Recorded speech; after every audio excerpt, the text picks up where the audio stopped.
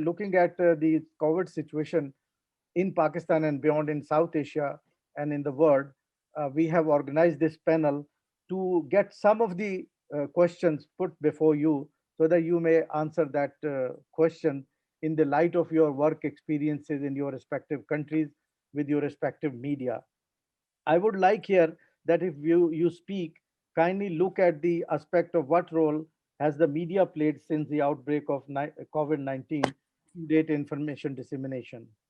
And secondly, I would like to add some information on, did some media channels resort to politicization of significant situation and spread fake news, though it was generally on social media, not on the mainstream. But if you haven't come across any information, you may also share with us. The third question is, was media portrayal of COVID-19 pandemic spread and information regarding protective measures backed by pure medical advice or otherwise? So that is relating to, whether there was again a ratings things or the medical advice ran through the media. Did media messages of pandemic cater for the technical medical information needs of the people? So these are a few of the questions which I would like to be addressed while you speak. As I told earlier, Asma Shirazi Saiba has to go for another meeting, so she has requested that she want to speak first. So Asma is known for her vibrant programs in Pakistan, across South Asia and world. So I would hand over to Asma for her point of view. Over to you, Asma. Ji, thank you so much, Shafqat Saab. Can you hear me? Yes. And Gupta ji, Ram ji, Arfa ji, आप सब लोगों को good morning. Yeah, अभी तो दिन चढ़ गया. But thank you so much for the invitation and giving me the opportunity to speak to each and every one via this webinar. But the problem, the questions you have asked, mainly it's covering all the issues, in fact. The basic issue is disinformation, definitely. And during the pandemic, this is the main thing which we are being hearing and, which we have been covering, and we are coping with this situation.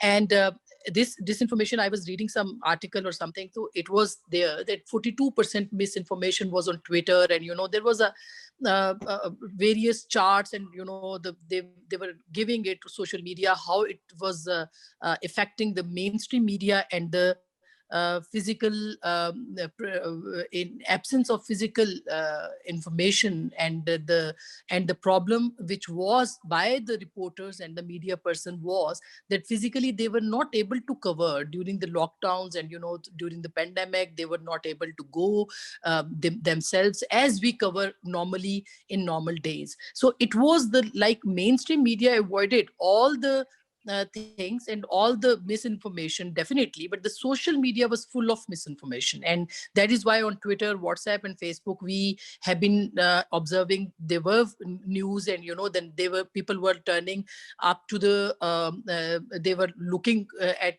television screens as well, or newspapers, is the information there or not. But the flux of misinformation was a big challenge during this pandemic, and is still it's a big challenge for our viewers and for our readers as well.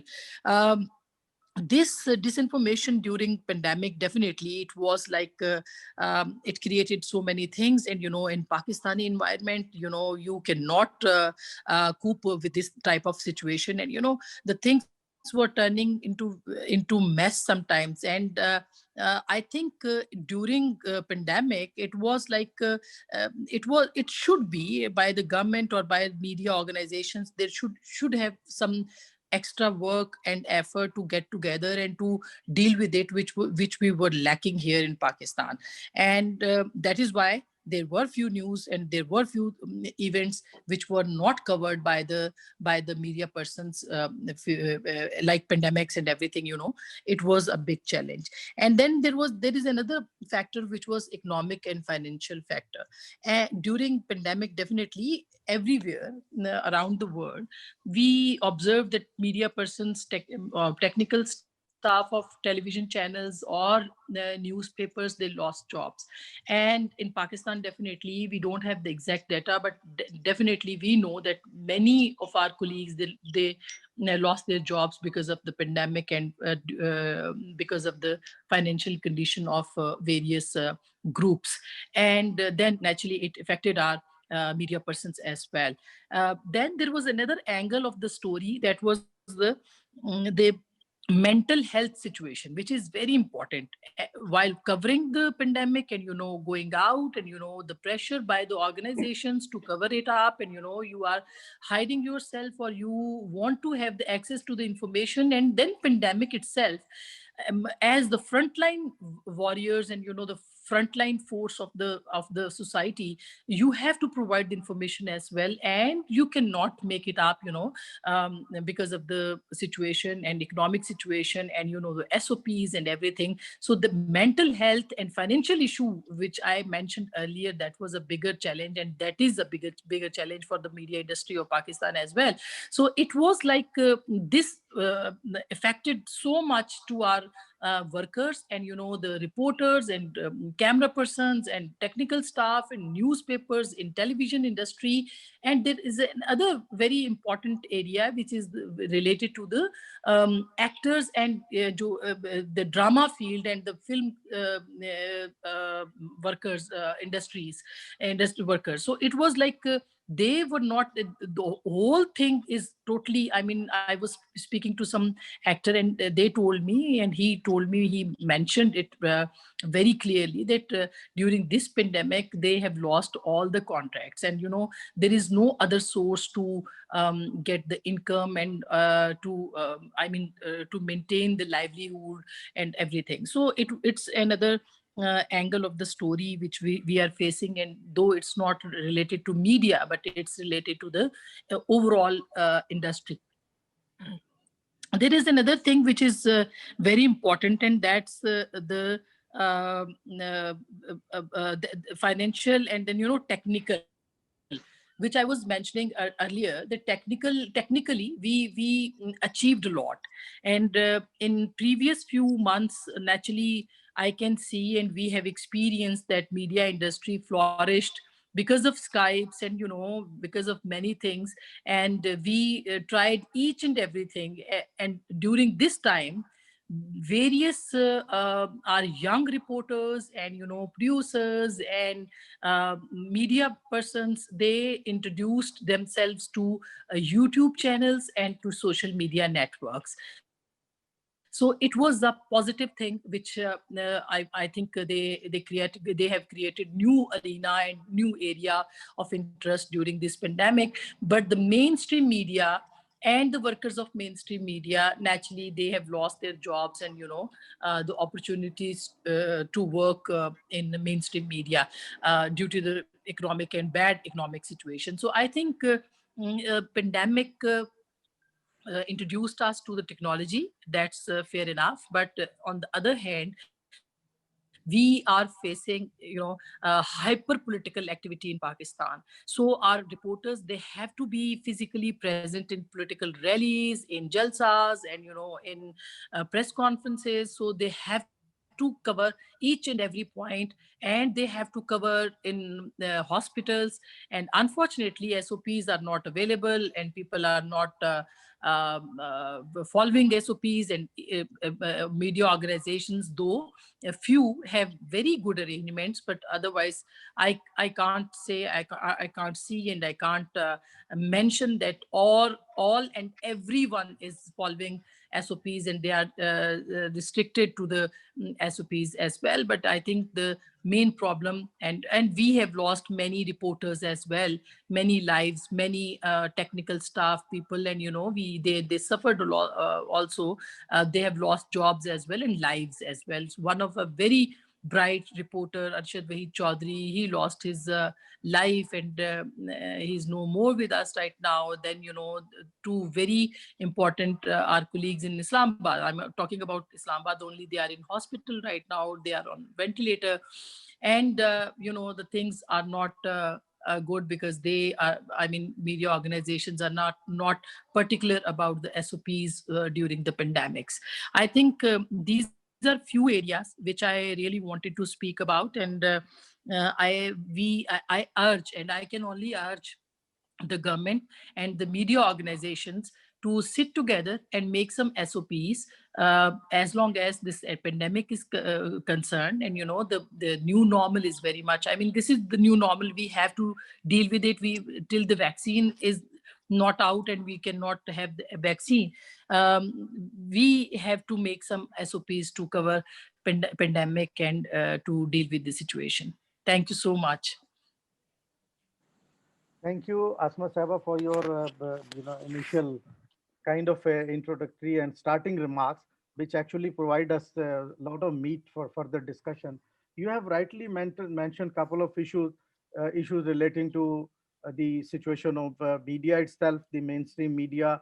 What are the state of workers there, and the frontline soldiers you talked about rightly, and their financial condition, their health condition, mental health condition. These are very much there. And you rightly mentioned that there are dozens of our colleagues. Whenever you open Facebook or any of the social media, you hear a couple of Yeah. friends are under this position. So thank you very much for your point. And particularly, you at the end, you have suggested the government and media organization should sit together or devise a plan for Yeah. implementation of SOPs at the media organization, and also for the protection of journalists who are working on this area. And new normal thing here, I Yeah. would like to flag a point with your because I just want to add with the list which you have provided, that whenever vaccine comes, that would be another politics. Who is left behind, who is Yeah. getting. So Yeah. we have to be very inclusive in distribution or dispensation of the vaccine. That is Yeah. one point which I want to add to your list. Thank you once Yeah. again, Asma Shirazi Saiba. Now I Thank would you like, so much.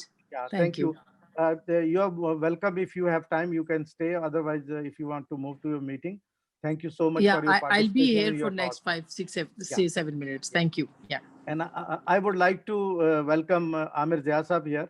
He joined us. But in the speaking order, I would now move to Nepal, where my colleague, a senior journalist and communication expert, Ram Sharan Sedhai, is with us in the panel. So let us hear from Ram. Over to you, Ramji. Good morning, Dr. Shafqat, Mr. Joydeep, Ms. Arfa, Asma ji. Thank you so much for inviting me for this webinar. I would like to, regarding the role of media during this pandemic, I would like to begin with two concepts. One is role of media institutions or media houses, and the other is role of journalists. During this emergency, we witnessed that, particularly in the context of Nepal, and it may be applicable to other countries in South Asia as well, that the media house, they had to, and to some extent, they did, take care of the physical safety of the journalists. That is very, very important. That's why at the beginning of the epidemic, many journalists were infected with COVID-19. And the other thing is, with most of the media houses in Nepal failed to act, is professional security. Around 800, according to a research carried out by IFJ, International Federation of Journalists, and Nepal Press Union, about 800 media outlets have been closed in Nepal. That includes some mainstream media and some online media houses, media. Similarly, there were, at the beginning, there were talks that they would also seek state support, because during emergency, when all the media houses can't bear the consequences, then one has to turn to the government. So they could not do that. But in the name of minimizing the cost, because they could also do that in order to sustain the media institution and sustain the journalist in the profession. So they could not also do, become transparent in their decisions affecting journalists. Some media houses in Nepal, Shafqat ji, you know very well that Kantipur Media Group, which is the biggest private media house, that also could not protect its journalists. And the other thing is what they could do at the beginning or even after realizing the consequences of the pandemics is that the creation of an emergency fund. That could have gone a long way. And they had to, explore opportunities for survival. The media houses, I'm talking about the role of media institutions now. And when we go to the role of journalist, I again begin with the traditional roles, particularly they play, right, which is very, very important during such humanitarian crisis. So finding out, informing, recording, influencing, regulating, interacting, and educating. This is the major roles that journalists could play. But unfortunately, what they could not do, even during the pandemic, even today, it has been very difficult for either difficult or I would rather say it has been difficult because of skeletal human resources. That is the main thing is the fact check. And during pandemic like this, either news, views, or interviews, whatever the media shares, they should be either verified by the WHO experts or the concerned government ministry or department. That the Nepalese media could not do that very much. And that's why there were problems. And similarly, there were other problems like that when this media, if they can, I give you an example, a very good example of the role they played, like influencing others. In Tanoh district of Nepal, it was during the major festival of the Hindus in Nepal. You call it Dussehra, we call it Dasai. Entire family got infected, but they had to harvest their paddy. And the villages, the neighbors helped them. And it was covered by the mainstream media, which inspired other community people to act in support of their infected neighbors. And we witnessed this even during the 2015 Nepal earthquake. So this is an area where media can play a very, very positive role.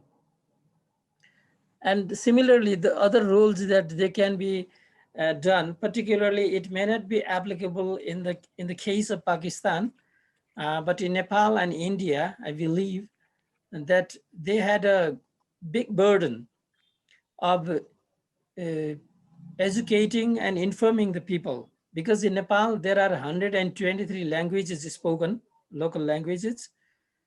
And so some media, particularly the FM radio stations, they produced PSAs in the local languages.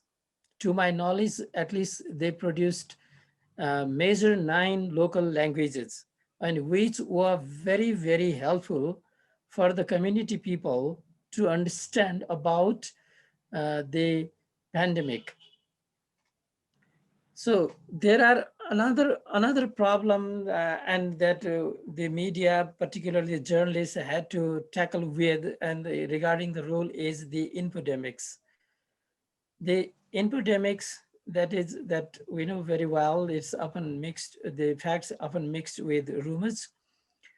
And there had been many, the experts mushroomed during this period, and they started giving views which were very, very much contradictory. And at the beginning, even the journalists were clueless about the symptoms of the virus. So whoever they found, they interviewed, or they carried their views in radio, television, and newspapers.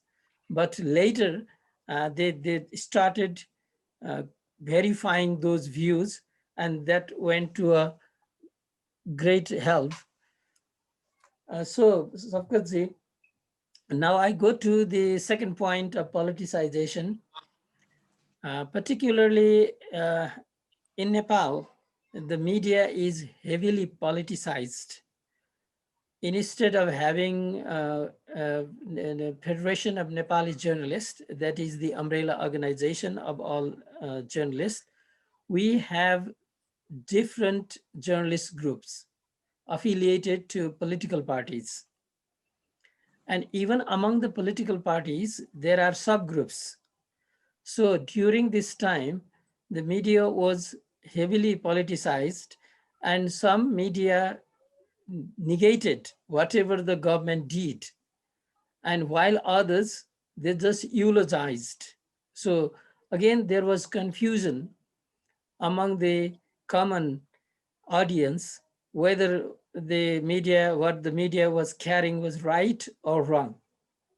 And that was another problem regarding this uh, politicization.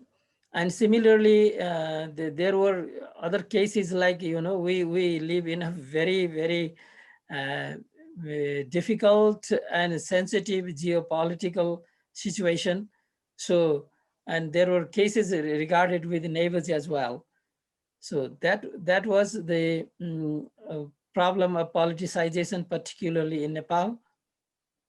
And regarding this, I would like to add one more thing, that when these media houses were, there were, it may be in other countries as well, but in Nepal, particularly as I told you earlier, that the biggest media house also could not protect its journalists professionally, and one senior journalist committed suicide because he was not given any responsibilities, and he heard that he was going to be dismissed. So that resulted in his suicide. So particularly this loss of job, delayed payment, and even cut in pay and non-payment and forced leave, these things actually put mental pressure on the journalist, and they could not, and again would not be able in future as well, to carry out their duties as they are deemed to do. So, and these are the main problems that the Nepalese journalists are facing, and that has very, very severely constricted their role during this pandemic. Thank you. Thank you, Ram Sharan Ji, for your details on the situation of pandemic, how media played its role, what is the state of media itself in Nepal, and you talked about at the end of a very sort of picture, which actually media everywhere is facing, as which Asma also mentioned, partly of the Pakistan situation, layoff, job layoff, job loss, delayed payment, cut payment. These are the things which the media in South Asia generally facing. Thank you for your participation, Ram Sharan Ji. Now I would move to my friend Mr. Amir Zia. We have been a colleague in the news long before, but now he's here as a in Hum TV. He's a famous anchor and senior journalist, analyst. Over to you, Amir Zia sir.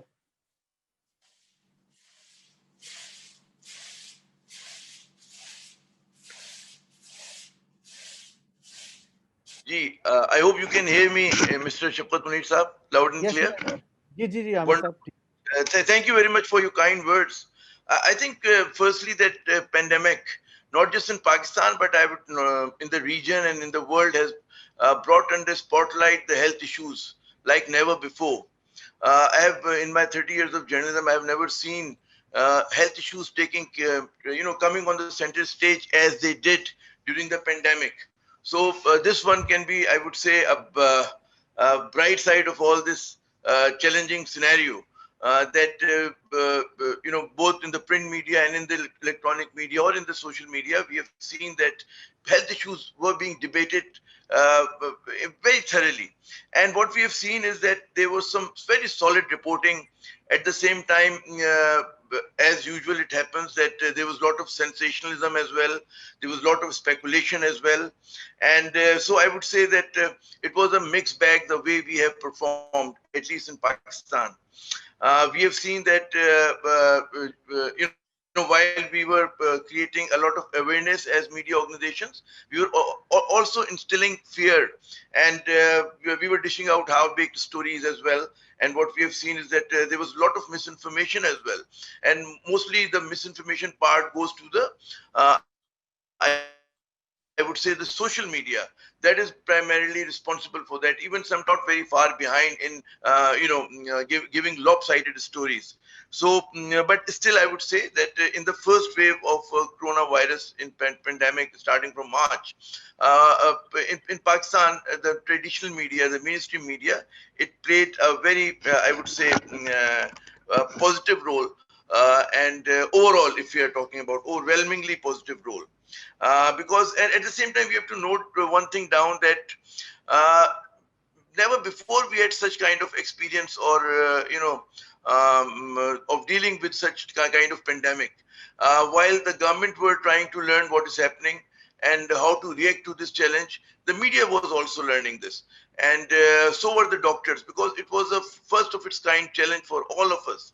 So we were learning on job.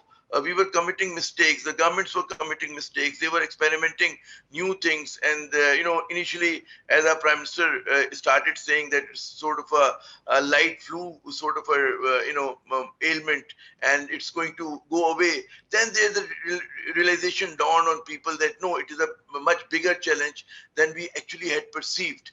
And this, when it started sinking in, not just among the stakeholders, especially the governments and the doctors, at the same time in the media, and we started reacting accordingly.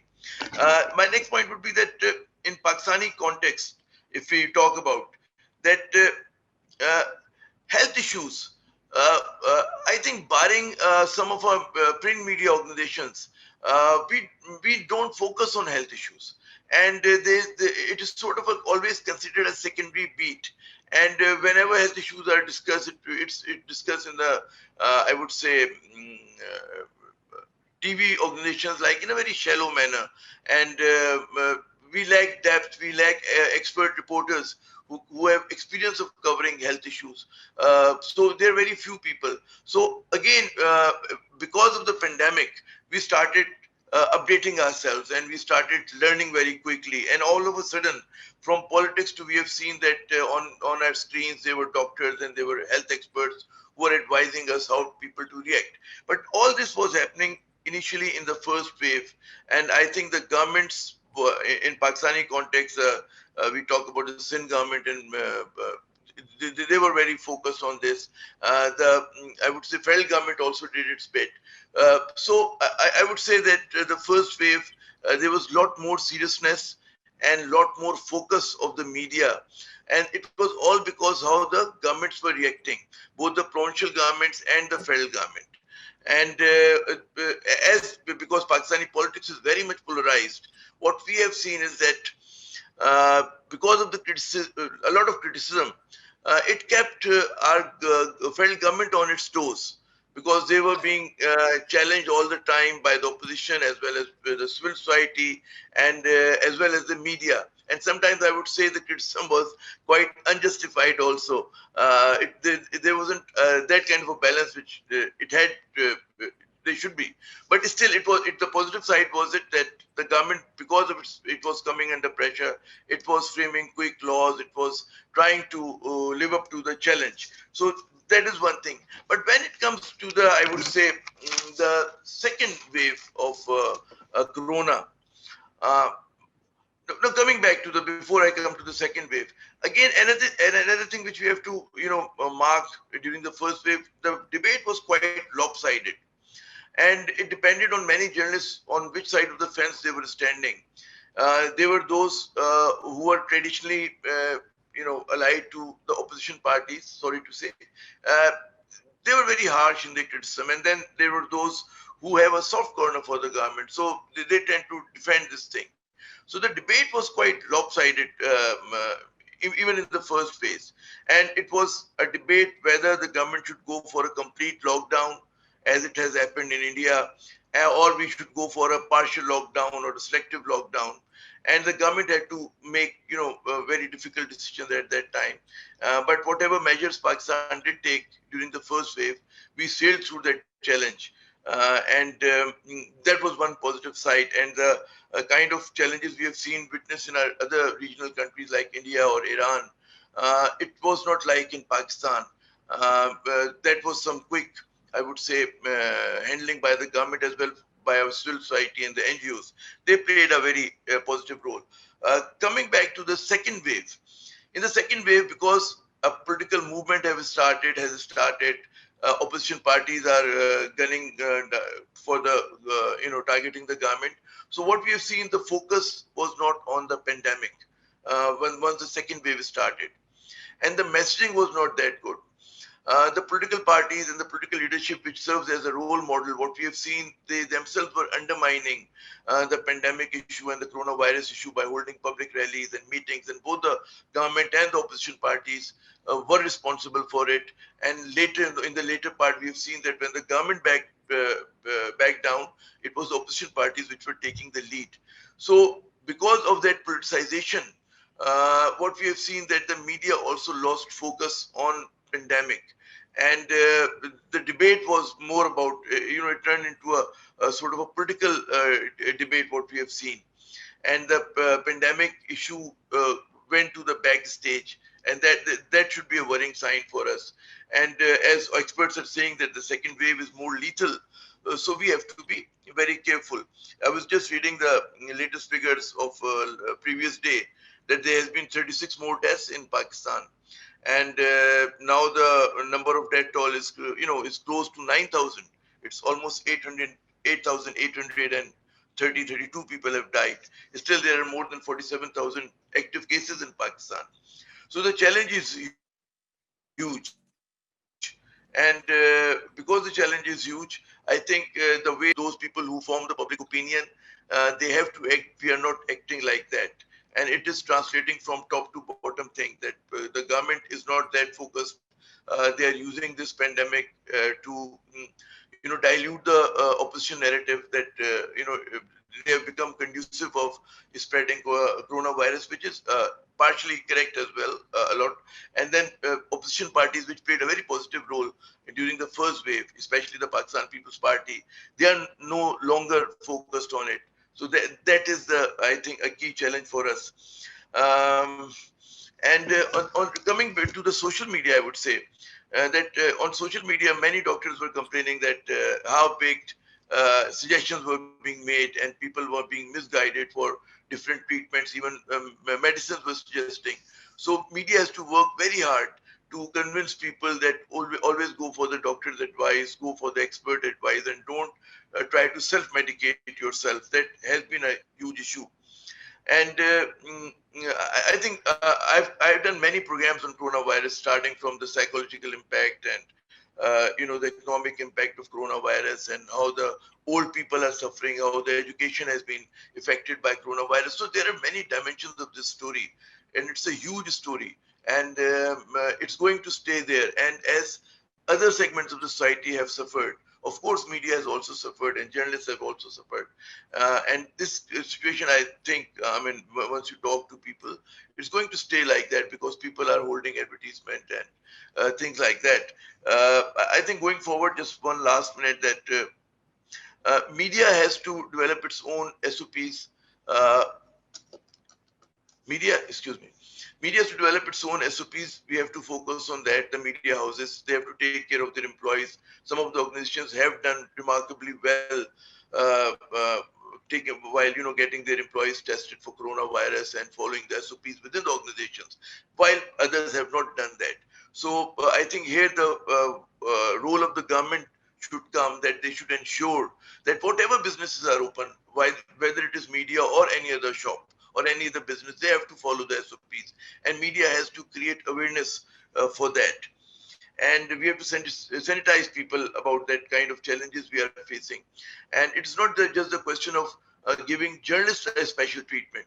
The special treatment should be given to all people who are, going out for work, whether they are daily wage earners or they are working in factories or in corporate offices. So that should be the main theme for us. And this thing is going to stay with us for a while, even as Shafqat Munir Sahab was saying, that there was, there will be some politics on who is going to get the vaccine first. So our job is not done. We have to, create awareness as media. We have to, avoid creating sensationalism, and we should not try to speculate.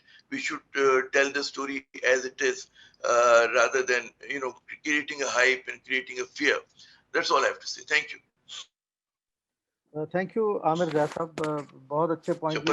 Particularly 3 points which Amir Zia Sahab has made are really to be, discussed here. And also after this discussion, we should continue discussion. One is the challenge which media faced in Pakistan, as Amir Sahab mentioned, was lack of training of journalists on um, health issues. Health communication is a technical subject, but lot of people, when they were reporting in initial stage, they were having this challenge and problem to understand, about the virus, about the origin of the virus, the pandemic, how it's spreading, and all these areas, and how doctors' opinion should be incorporated in stories. That was a big challenge, which at the end of the first wave was almost addressed. And now many journalists who are reporting, they well understood first, and then they started reporting. Zia Sahab has done a lot of programs. Other colleagues also done a lot of programs. Then Zia Sahab also talked about the politicization process. I think that negatively impacted the coverage of media as well, when things were politicized on virus-related things. Even these information were politicized globally about the origin of virus, whether the virus came from China, or now the researchers come up saying that it was emerged or was somewhere in Europe or Italy or whatever. So the politics is there in global as well, and here in region also, and in Pakistan, of course, as you said, Jasab. And then the social media, because on social media, everyone was a doctor. So that kind of an attitude, that spread rumors, that spread misinformation. So you rightly pointed out, I think these are very important points. This is the first segment of our discussion. We have two more speakers. Then we will continue. I will ask some more questions. Then we will continue on the debate. Before I invite Arfa, I would welcome Dr. Abid Suleri sir here, who will give his closing remarks at the end of the discussion. So now I would request Arfa. Arfa also has done, very informative program. She invited very senior level people in her program also, and she gave a lot of content like Amir Saab did and Asma did in Pakistan's case, and other Ramji is there, and Joydeep in India's case, and many other colleagues who were across South Asia who were covering the pandemic. They have covered these issues. So over to you, Arfa, for your point of view. Gee, thank you, Shafqat Saab. I would like to also talk partly about the media houses and how we dealt with the health crisis within. But I think we also need to talk about how we reported on this issue. There were obviously, this was a pandemic, and as Amir Zia Sahab pointed out, this is the first time we dealt with a pandemic or reported on a pandemic. And what I felt was that we did a great job initially, but we at some stage we sort of did not realize the importance of passing on the message that these were uncertain times. And what I mean by uncertain times is that when governments the world over are dealing with the pandemic, they really do not know enough about the virus, about the pandemic, to know which are the right decisions. And similarly, we are also reporting in that time of uncertainty, and we need to pass on this message that as time goes on, we will also know what policies need to be implemented or what has changed. And that subtle nuance of coverage, which is that you have to emphasize the importance of how uncertain the times are and how policies will change, was something that I felt we missed out on. So for example, uh, when this virus started, as somebody mentioned, that earlier even the governments weren't aware. The Pakistani government wasn't aware, and their initial messaging was about how, except for the elder people, uh, this would be like a flu for most young people. And obviously this changed. Initially, WHO said that there's no need to wear masks. Social distancing is the only answer. And then later on, as the pandemic progressed, masks were made mandatory, or a health advisory by the WHO, and a lot of governments implemented it. So this was the kind of uncertainty, and we also needed to pass it on. So for example, I think a very important, I felt that as an example of this, that we needed to be careful was within the first wave, when we all started to take on doctors who were talking about the importance of plasma and how that can help address or treat this illness. By now, why isn't anybody talking about it? Because we have realized that it's really not any more effective than any of the other treatments, like the malaria medicine that was being touted at one stage. So even with that plasma thing, I think we could have been careful and not presented it as a treatment, but talked more about it as a possible alternative, and clarified that there is not enough scientific data to explain or to suggest that this can be a treatment, because obviously the doctors who believed in it may have their own reasons too, but we need to bring in that level of uncertainty and skepticism, because this is a pandemic, we don't know enough about it. Similarly, we can also talk about the fact that how uh, treatments changed. Earlier, the entire focus of governments the world over was on ventilators. But later on, by the second wave, or even middle of the first wave, we realized that oxygenated beds were doing the job much better. So, the as times changed, as the pandemic progressed, we learned a lot, the doctors learned a lot about the treatment. And that is another reason why death rates tend to be a slightly lower than in the first wave for parts of the country and abroad. And we need to pass this uncertainty on. We cannot focus on the pandemic and act as if any information that we are passing on is certain, because it may be correct for that moment, but it can and does change in the future. And I think we brought this certainty also to the debate on lockdowns. Lockdowns, yes, they work. There is no doubt about it, but there is an alternative view. We, in the first wave, that first view perhaps did not get as much attention as it should have. We also saw this in India. We saw the fact that when you go into a lockdown, too aggressively or without having done your homework, it can actually aggravate the problem rather than improving it, which is, some of the things that are being said. Again, nothing can be said about certain, but there are experts who feel that maybe the aggressive manner in which India implemented the lockdown may have helped spread the virus rather than stop its spread. So again, the uncertainty needs to be brought out. And because we focus too much, I think another weakness for me at least was that we focus so much on the policies that we did not pay enough attention to the health aspect of the virus. There was too much discussion on policy. This is not how a lot of the media around the world reported it. Beyond saying you should wear masks, or there should be social distancing.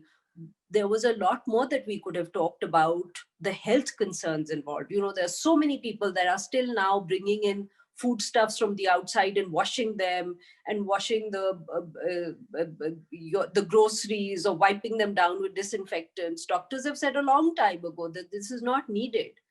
But we are not, I don't think we talked enough about these ordinary things that affect the viewers. The ordinary, aspects of the coronavirus that can affect the day-to-day lives, or how to tell people to live safer lives while dealing with the pandemic. So this was an aspect that I think we missed out on completely. Whether takeaway food is, let's say, safe to eat or not. We never spoke about this. So there is a lot more to a pandemic and the reporting on a pandemic that we could have addressed, but we didn't. We never, we could have talked about, solutions. So, for example, when everybody was saying wash hands, there were urban planners pointing out that how do you expect people in informal settlements to wash hands constantly? There is not enough water for them to even carry out, their basic tasks. Can we find solutions? Africa experimented in earlier, diseases that by putting, let's say, temporary or portable wash basins in their more poorer sections of cities.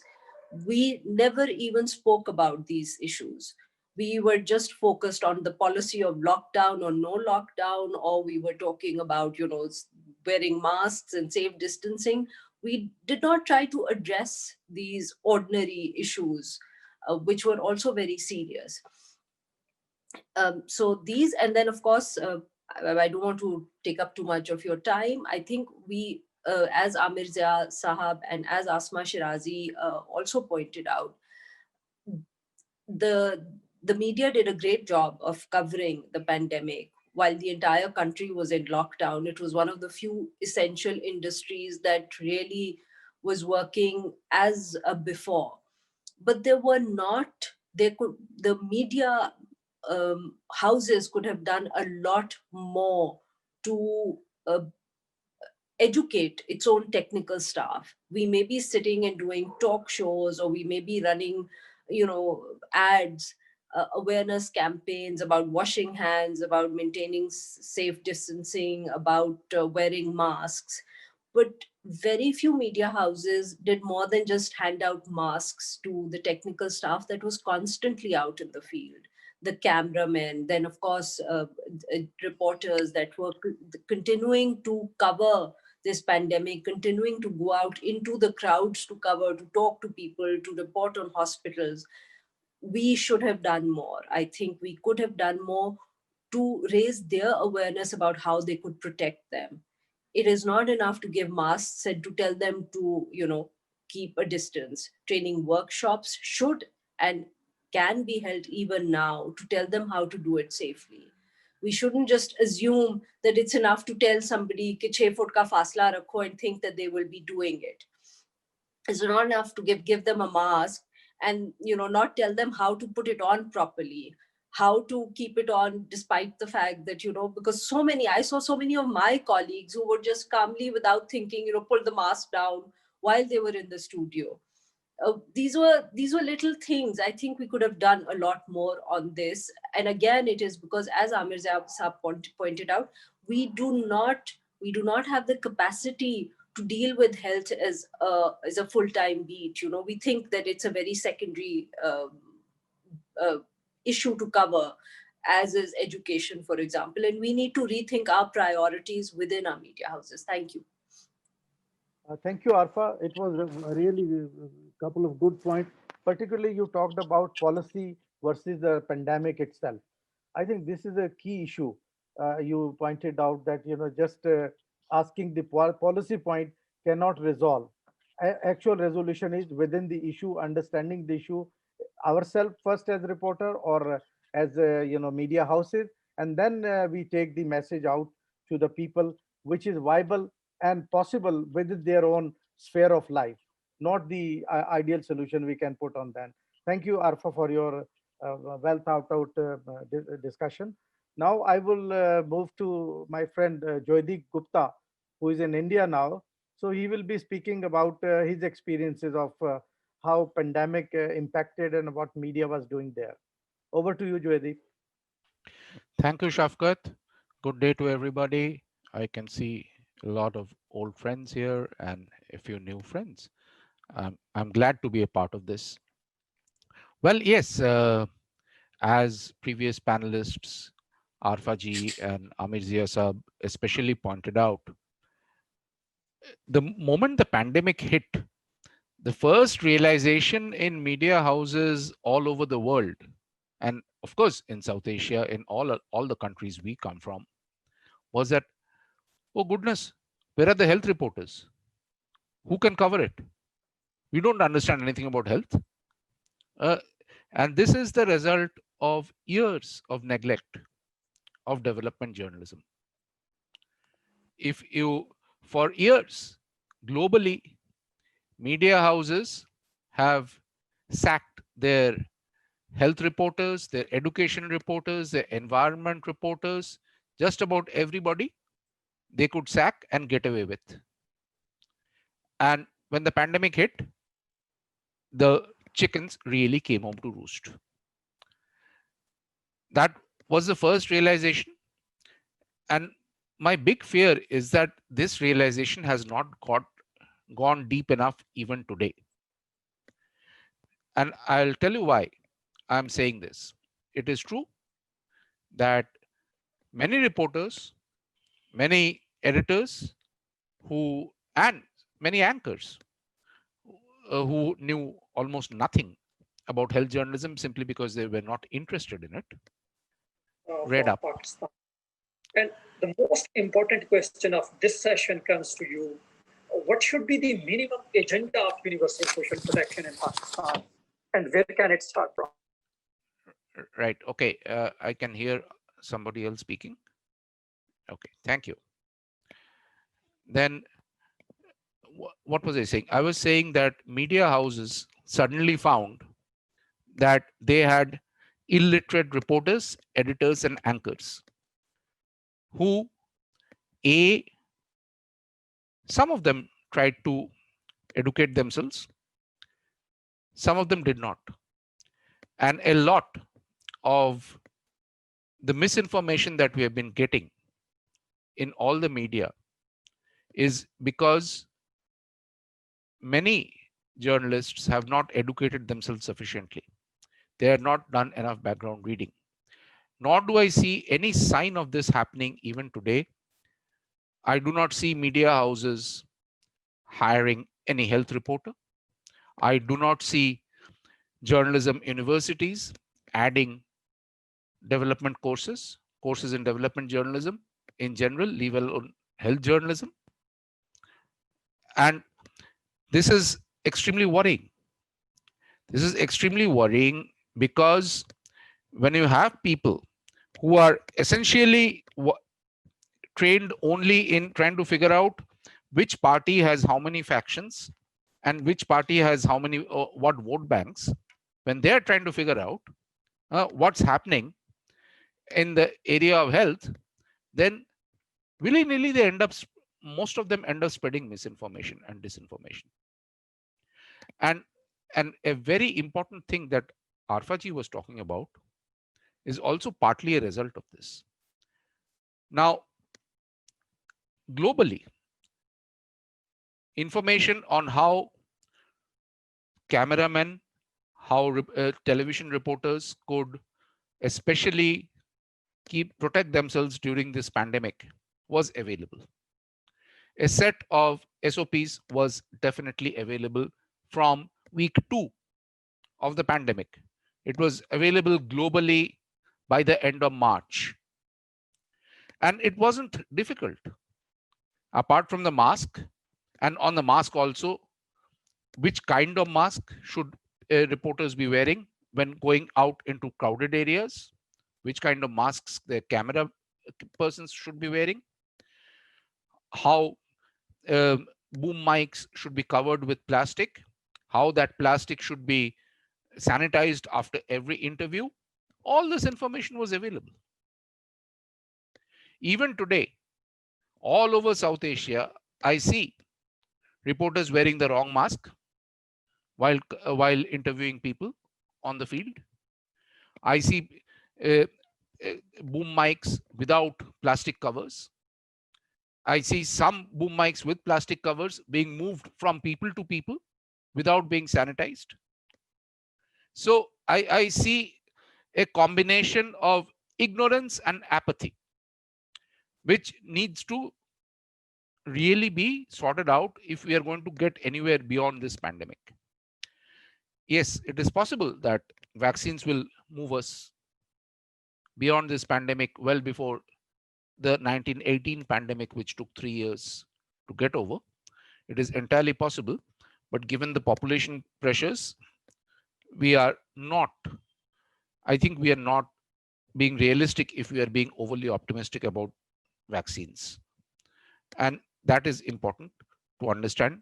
Nor is this kind of vaccine a silver bullet, nor does it take away the importance of wearing the mask after taking the vaccine, even the second dose.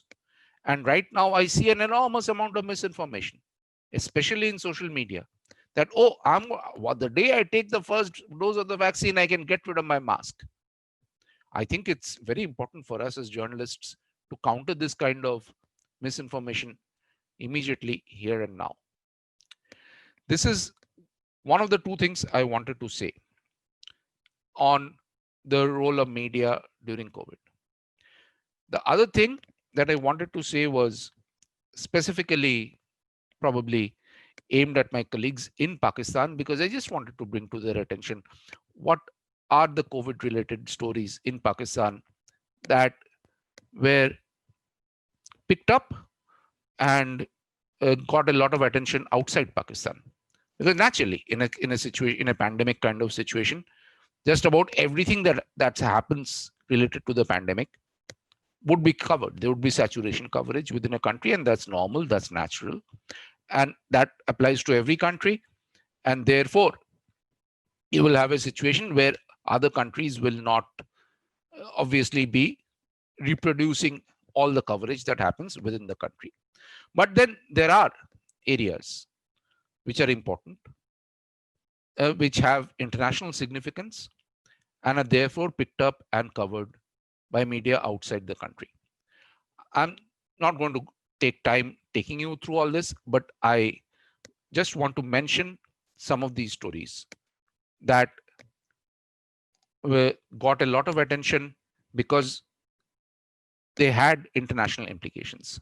One was the escalating fear of COVID-19 as Pakistan encouraged tourism. Globally, it was felt that the Pakistan government had encouraged tourism in its effort to restart the economy too early. They definitely felt, it was definitely felt by health experts. I know that many experts in Pakistan and elsewhere, the economics experts did not agree. But I think especially seeing the kind of escalation of COVID-19 infections in Gilgit-Baltistan after it was opened up, I think some more caution was called for.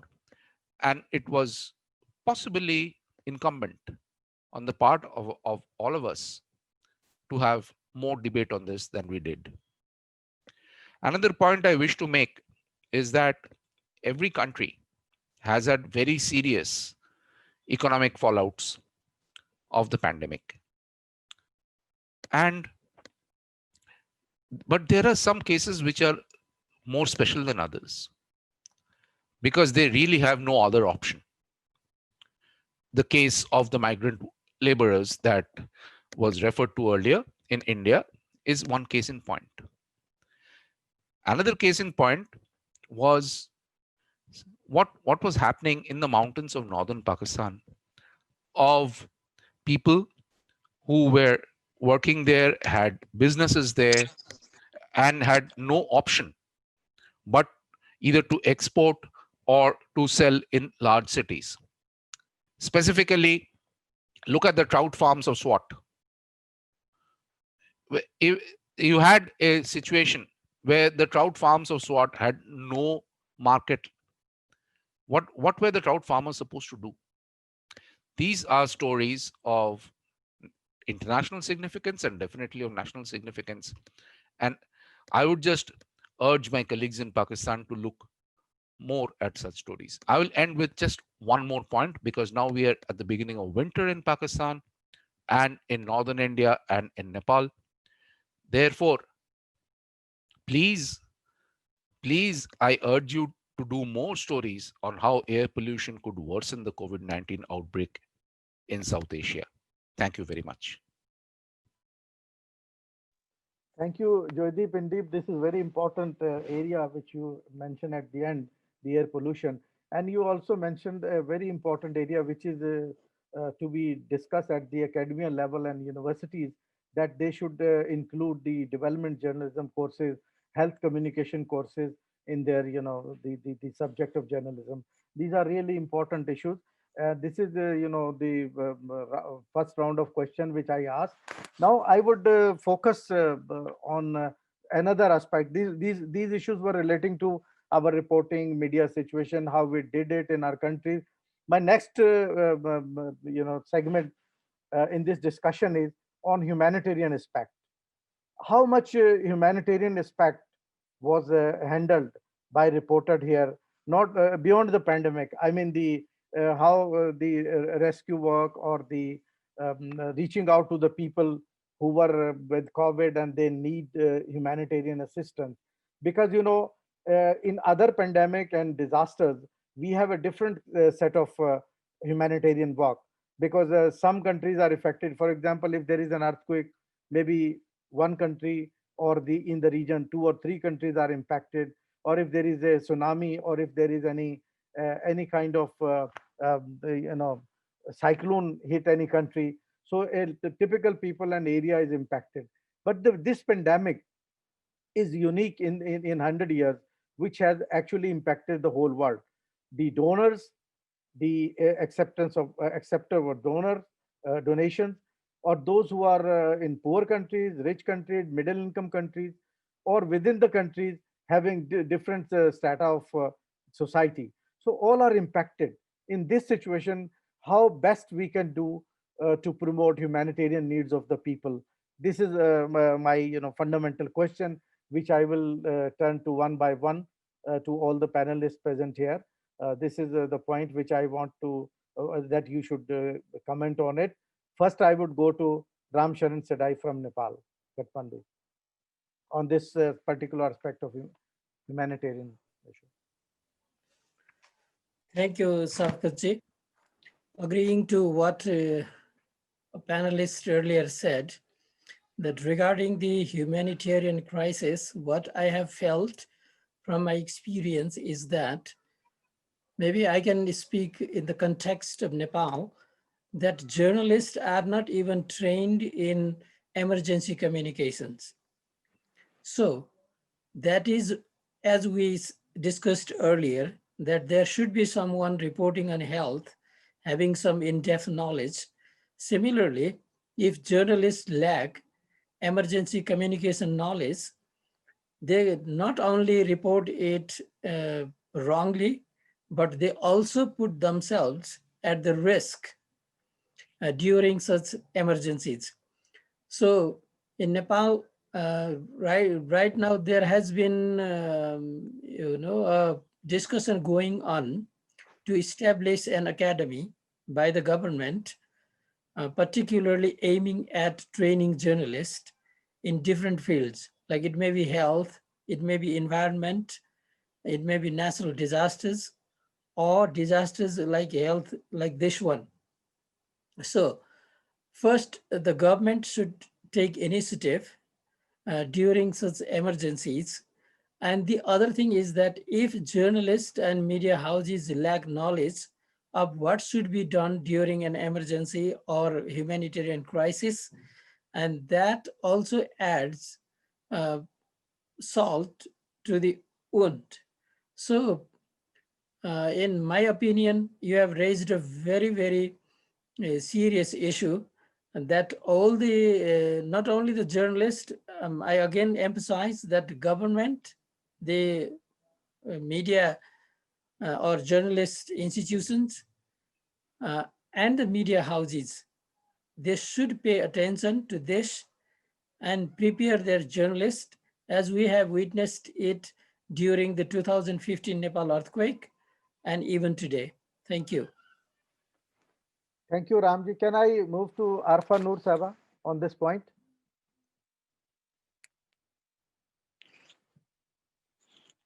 Can you unmute yourself, Arfa? As it had been muted. Is this better? Yes. Sorry, I didn't realize it had been muted. Gee, I think that we have, where Pakistani media is concerned, we have reported, we of course have had more than one humanitarian crisis as such, but we need to improve our coverage of it. I think we tend to, how shall I put it? We tend to sometimes sensationalize it too much. A humanitarian crisis is something that needs to be covered with empathy, but also professionalism. Throughout our coverage, I feel we kind of, this thin line that is there between empathy and, sensationalizing something or whipping up the emotions, as I would call it, is crossed far too much. And we have to be careful about this. We need to invest more into training our people so that they realize how to do this. We have too many people, as I said, who think that a humanitarian crisis of any kind or any kind of a human tragedy, and of course it needs to be covered and we should cover it as much as possible, is something that can only be covered if you're sort of whipping up sentiment. That should never be our aim. Every time we cover something, any kind of a human tragedy, whether it is within a humanitarian crisis or outside of it, our aim should be to cover it as we would like ourselves to be covered if we had been, caught up in it. And that is the principle that I think is lacking. We do not train ourselves to cover it this way. This is very important. And the second thing I think is that we, especially I think in this particular crisis, we tended to pay too much attention to the numbers, rather than the actual stories behind the numbers. So, how these many people had died, these many people were infected, these many people lost their jobs or were unemployed, but not enough about what those individuals or the human stories behind these numbers. Gee. Thank you, Arfa. Joydeep, I would turn to you now, particularly with the humanitarian aspect, because you have done a lot of humanitarian work across South Asia and within Asia. So I would hear from you a picture which you would suggest how better we can improve our reporting in our region on humanitarian aspect, particularly when such a pandemic hits, which is huge beyond all limits. Yes. Shafqat, I can do no better than emphasize one word that Arfa ji used, and that word is empathy. And that is, I think, the key word here. At the same time, while we must, and empathy is not something that's automatic. It is automatic with some people. It may not be automatic with everybody. We cannot assume that it will be automatic with all journalists. It is something that possibly it is the job of senior journalists to take their juniors by hand, take them to the field, do the humanitarian stories together, do the human interest stories together to show them how it's done. That may be one way of doing it, because empathy is not automatic. At the same time, it is very important. The other point that Arfa ji raised is that a human interest story speaks for itself. Sensationalizing it only takes away from that story, takes away from the credibility of the journalist, and distresses the people who are the possible victims or sufferers of a human tragedy like the current pandemic. That is extremely important to keep in mind. I'll add one more thing. I think it's also very, very important to keep in mind that we are journalists and not activists. It is very important to keep that difference in mind and not to cross that line. Often it's a thin line, but it's important not to cross it in order, A, to save our credibility, and B, for the story to be effective by speaking for itself. I think that's what I wish to say about humanitarian stories. Thank you, Joydeep. Amir Zia, what is your take on it?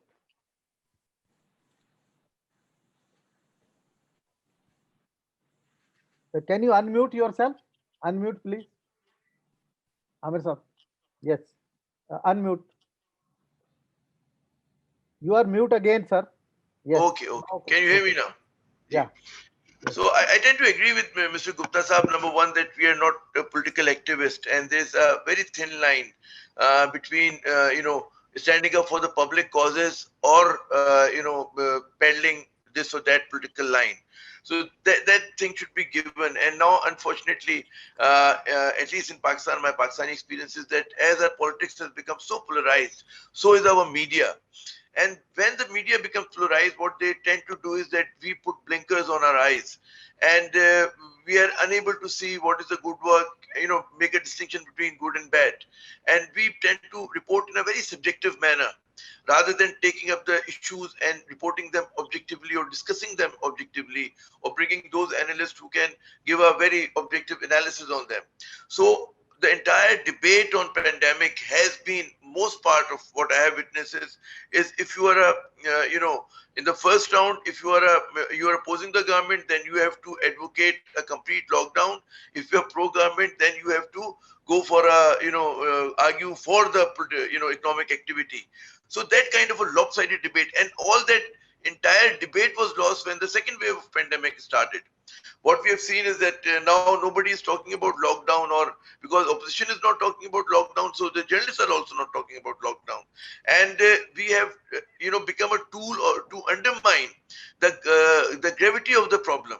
So that is one thing I think we have to keep focus on, that we have to be objective, and we have to, not to take sides, whatever political tussle is going on, and report on merit and discuss things on merit.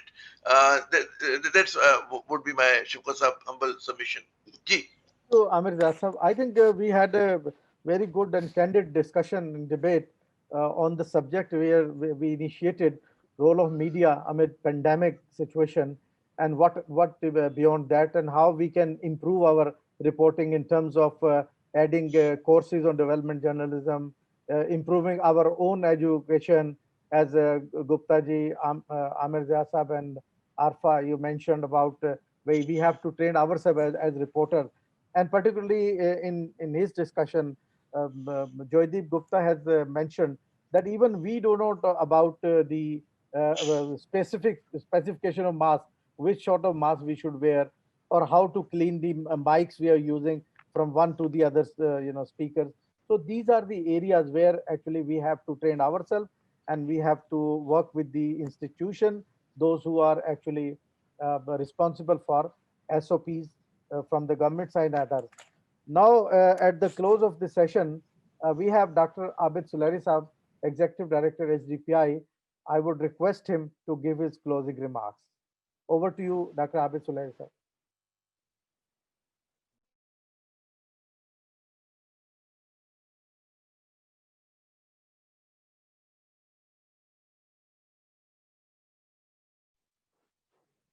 I think he has some technical problem. So if any other points any colleague want to raise here, so that we should not be waiting mute until Dr. Suleri have joined. So please, any point in your mind, Arfa, Gupta ji, Amir, and Sedhai Saab. If you allow me, one thing, it's a very interesting debate, Shafqat Saab, that what kind of economic activity should we undertake in a country like Pakistan, which was witnessing low economic growth for the past couple of years, and even the high growth which was reporting. People were raising doubts about the numbers, whether they were actual numbers or not.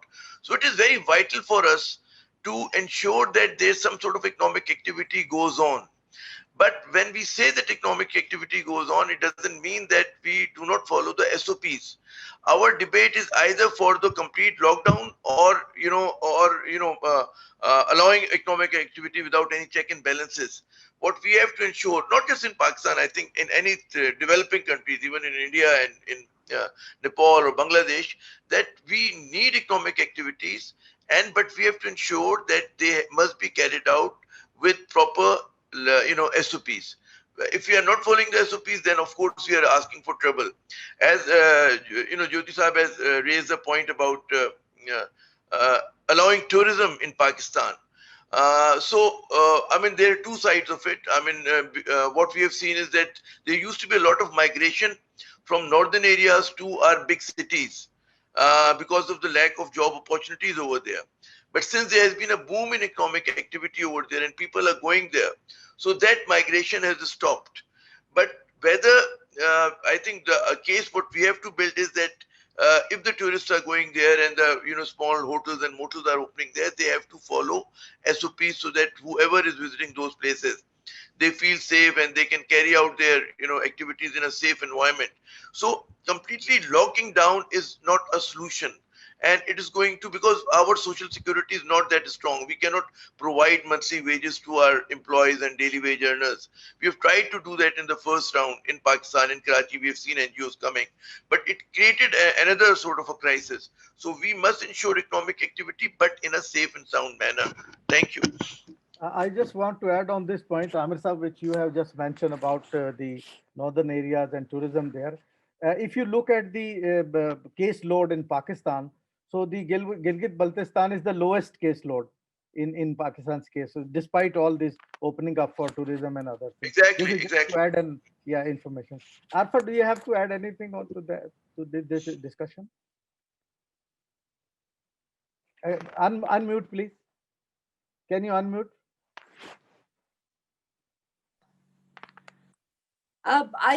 For me, I think the most important lesson has to be that we need to, be clear about this exactly what you and Amir Zia Saab have also mentioned. This is all part of, in a pandemic, there is a lot of uncertainty. There are no answers, clear answers to anything, because everything is so new. So every time we criticize a decision or we push for a particular policy, we need to bring the uncertainty through that, we are learning, the governments are learning, the medical experts are learning, and hence leave enough room for a change in that policy, because if we push something too much, if we push, for example, any particular policy or any particular treatment as, absolute, then it means that if later there is research that proves it to be otherwise, then that reversal for any government becomes difficult.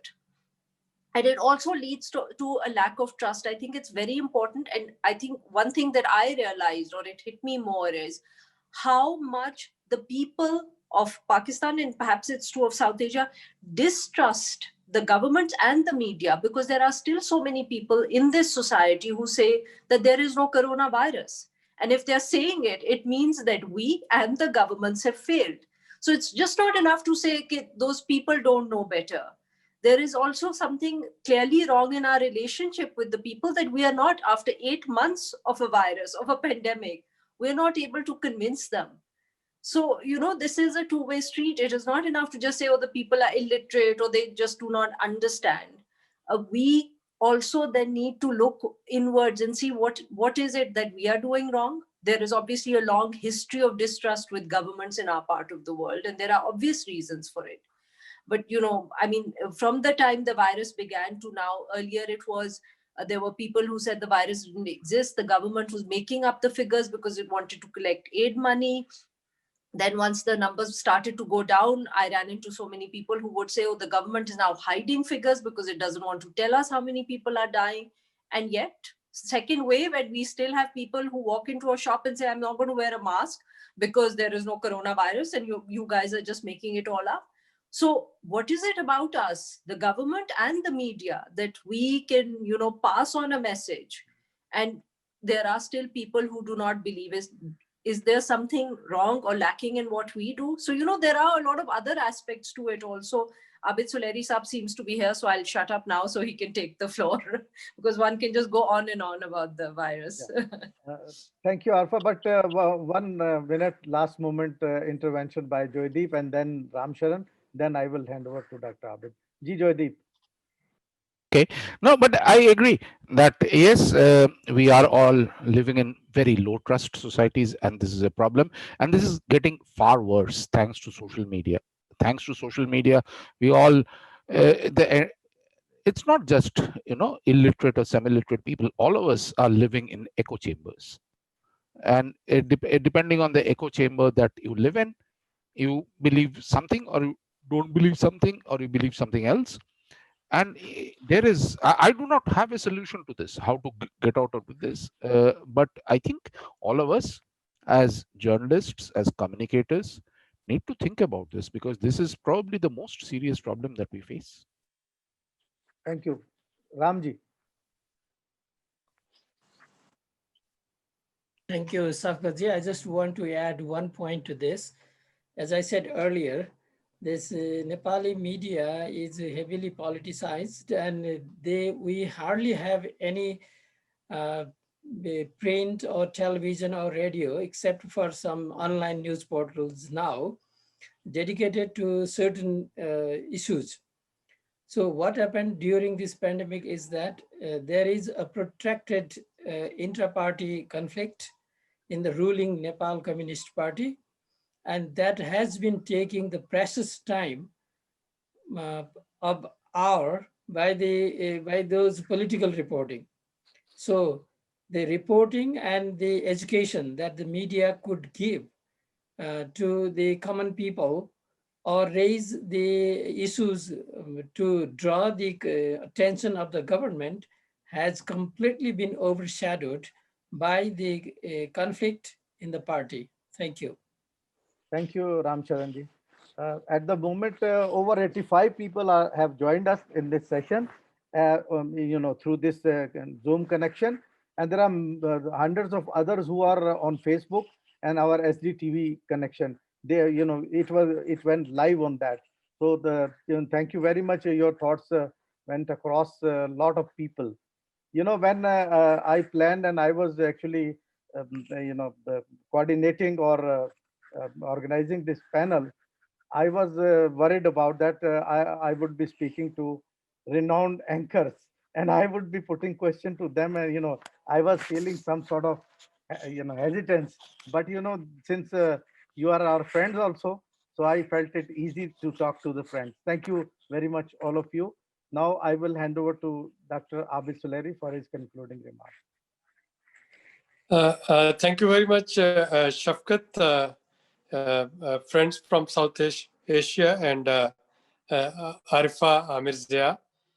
At SDPI, there's a saying that a journalist and a researcher, they joined the organization back in 2001. And the passage of time, journalist became a researcher and researcher turned into a journalist. And I'm talking of Shafqat Munir and myself. Shafqat left news at that time to join SDPI as our English editor. And I joined as a researcher. And then Shafqat somehow compelled me to start writing my op-eds, and I compelled him to do some more research, and here we are. So the point I'm trying to make that media, I never feel SDPI and media houses, they are separate entities. Journalists, reporters, and researchers, their nature of job is the same, and nature of job is to collect evidence, and based on those evidence to report either a story or write a research report or a monograph or a book, whatever. But reaching to credible evidences, collecting them, analyzing them, and presenting them, that is common. The second thing that I've learned over the years, that it's how we label and we bundle that information. And that's where, when we're talking of the role of media in the times of COVID, it becomes very important. Now, looking at what is popularly watched or read or listened in the media in South Asia, of course, it is about more news items which can create stir, which can create sensation, which can create political divide. If we look at our audiences, if we look at our readers, listeners, this is what we get, and that shapes media, what the media is today. But then I have realized that there are certain innovative ways of taking our voice further, something that can be a punchline or that can be a story. COVID on its own as a health pandemic in the beginning might not have got traction and attraction of people, but the moment you link COVID with the economy, you link COVID with the GDP, you link COVID with the how poorly our good our government is performing, our political party is performing, people, they would automatically start shifting their rudders to the COVID stories. So, and this is what we keep on doing in our policy outreach and advocacy efforts at SDPI, that we have to bundle our messages in a way that those reaches to the masses. So I have seen, for example, some of the programs, some of the stories conducted by even two of the colleagues who are sitting here, Arfa Noor and Amir Zia, and many others who couldn't join us, when they tried to do some knowledgeable program with evidence based and linked it with the economy, linked it with the governance, linked it with institutional performance, people, they actually listen to them and they actually read. So media's role can be further strengthened if we can keep our relevance, and that relevance is important. Second thing that I wanted to say is alternative media or social media. Shafqat, you rightly pointed out more than 80 participants in this session. Before joining this, I was with this universal social protection session, which is simultaneously going on. There are 90 participants there, and there are almost 100 participants in the third session. So again, it matters that whether in the general perception, people, they take a media house or a research organization as quote unquote a biased or a politicized outfit, or they perceive them to be politically neutral, unbiased and objective. So those media houses which are perceived to be objective and which are perceived to be politically neutral, they would be able to attract at least the swing voters or the neutral voters. So in a highly polarized society where we have all sort of possible fissures and divisions on all political lines, people, they would either go for different media houses that would promote their political ideology, or those would support their political ideology. And then we have 1/3 swing voters who are neither here nor there. They are looking for objective stories. They are looking for neutral outfits and neutral reporting, and they would come for this sort of story. So again, our data, how we are analyzing that data, how credible we are, and how objective our analysis is, I think that would matter when we are talking of role of media in the times of COVID, role of media in the times of any other crisis. And that perhaps way of research and that way of education, it has become more relevant now than ever before in the times of second wave of this COVID. And perhaps if we don't get access to vaccine any sooner, God forbid, maybe another wave after it. The final point that I wanted to make is alternative media or social media, and importance of social media, importance of vlogs, importance of Twitter, Facebook and LinkedIn, YouTube channels. Again, those with this mushroom growth, we have to have some sort of truth tracker or some sort of a fake news buster mechanism there, so that media can play a positive role, a constructive role, and some of the rumors that can be spread through alternative media, they can be spread through mainstream media as well, but it's easy to spread them through alternative media. Those can be busted in time. So we need to have our own watch houses and watchdogs and some sort of code of conduct to actually crack down on these fake news and these rumors. I'll stop here, Shafqat, and hand it over to you. Thank you, Dr. Abid for your concluding remarks. And at the end of this panel, I would like to thank our panelist, Mr. Ram Sharan Sedhai from Nepal, Mr. Joydeep Gupta from India, and Ms. Asma Shirazi, who left earlier because of a meeting. And thank you, Amir Zia Saab. Thank you, Arfa Noor Saiba. And thank you all my fellow panel organizers and SDPI team for organizing wonderful event. Thank you so much. See you sometime in another discussion. Thank you once again. Thank you. Bye. Bye.